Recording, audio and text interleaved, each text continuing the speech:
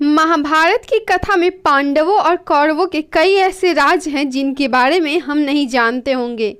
पांडव कुंती और माद्री के पुत्र थे, परंतु उनके पिता महाराज पांडु नहीं थे। आज हम आपको इस बारे में बताने जा रहे हैं कि पांडवों का जन्म कैसे हुआ था। इससे पहले ये जानना जरूरी है कि आखिर महाराज पांडु पिता क्यों नहीं बन सकते थे।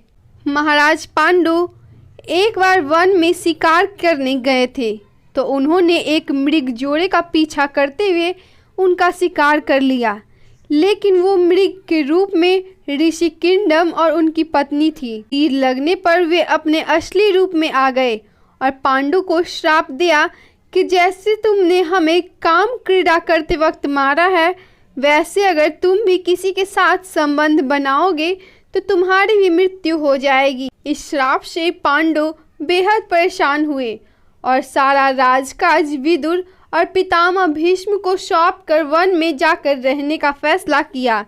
उनके साथ देवी कुंती और देवी माद्री भी चल पड़ी। एक दिन जब पांडु काफी उदास थे तो कुंती ने उनकी उदासी का कारण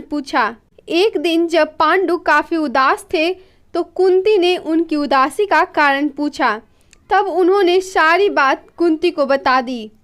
फिर कुंती ने उन्हें अपने वरदान के बारे में बताया कि वे किसी भी देवता की आराधना करके उनसे पुत्र प्राप्ति कर सकती हैं। उसे ये वरदान है।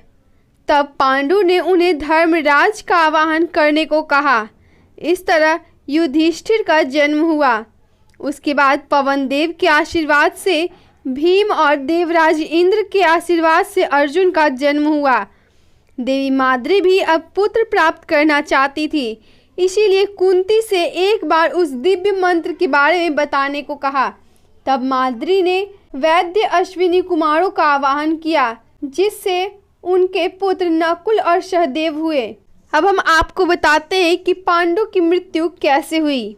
एक बार पांडु देवमाद्री की सुंदरता देखकर आतुर हो उठे और माद्री के मना करने पर भी वो नहीं माने, इसीलिए संबंध बनाने के तुरंत बाद उनकी मृत्यु हो गई। देवी माद्री भी अपने पति के साथ सती हो गई और उन्होंने अपने दोनों पुत्रों की जिम्मेदारी कुंती को सौंप दी।